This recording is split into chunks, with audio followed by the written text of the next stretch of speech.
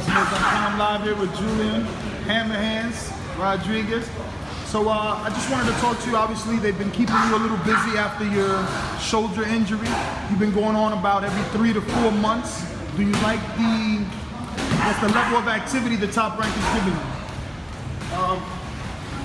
I'm really grateful to have such a strong promotional company and backing like Top Rank, and also a strong management and corner. Pat Lynch, Bush Sanchez, Alex Levy. The more fights, the better. A lot of my fights don't really go the distance, but the ones that do, I'm really happy that I'm able to gain the experience so early in my career. So I'm just really happy about where my career is now and where it's at. When I was talking to your trainer yesterday, he was saying that because you got the stoppage in one of your previous fights, that it was necessary to get a couple more rounds in this year. Do you feel the same? Yeah, definitely. I'm always looking for more rounds.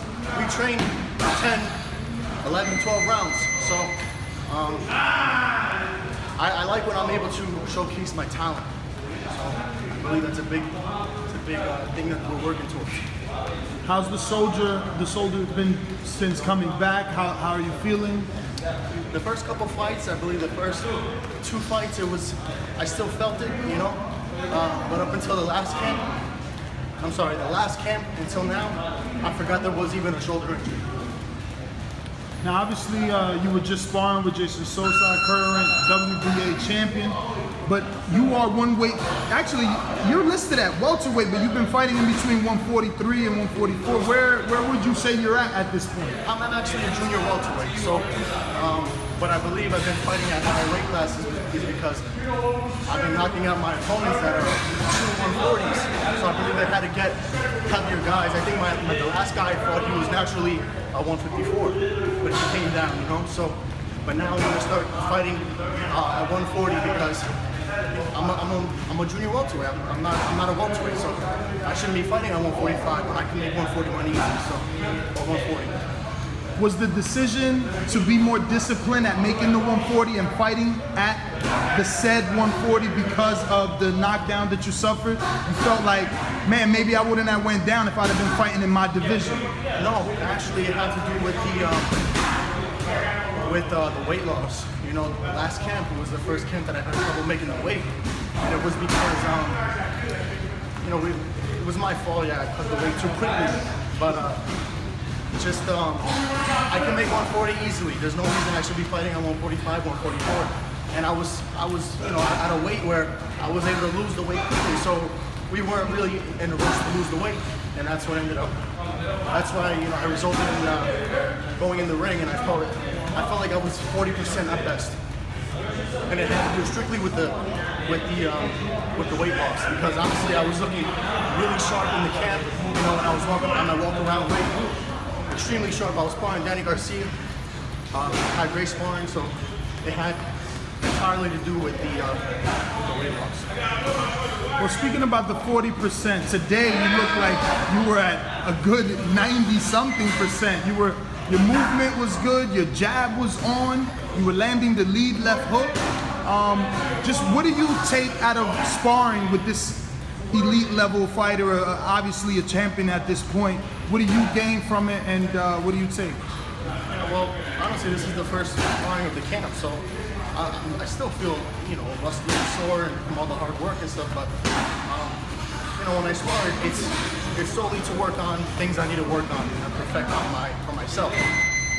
I like to walk people down, but that's not necessary in a sparring like that. So we worked on our foot movement and our hand speed and our jab. The hand speed was definitely evident, man. You seem very fast, and your jab is a stern jab. It's not just like a pawing or ranging jab. It's like a jab that you're letting your opponent know is much more than just a finder. Yeah, well, I have to thank my coaches for that, because ever since I was 12 years old, they've been instilling a professional style in me. In order to succeed in the pros, you have to have a solid jab. Now,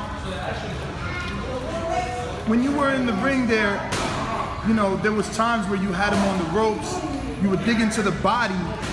Did you think like maybe you were going a little too hard, or is that natural for you guys to, you know, because it seemed like those shots, seemed like you were giving them some you know, giving them your all.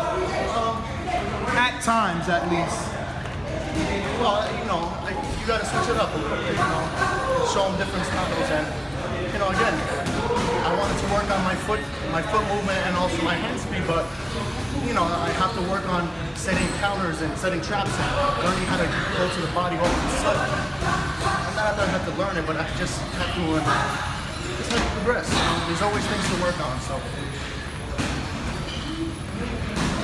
As your career goes by and, you know, the analysts start to see you in the ring more on television, what would you say they're gonna say is your signature punch?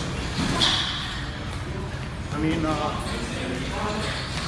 know, my left hook is pretty like my signature punch to the body, you know, my left hook in general, but they're always gonna complement my jab in every one of my fights from now on. So. And my feints, and not only that, but my intelligence. I think that's going to be a big key.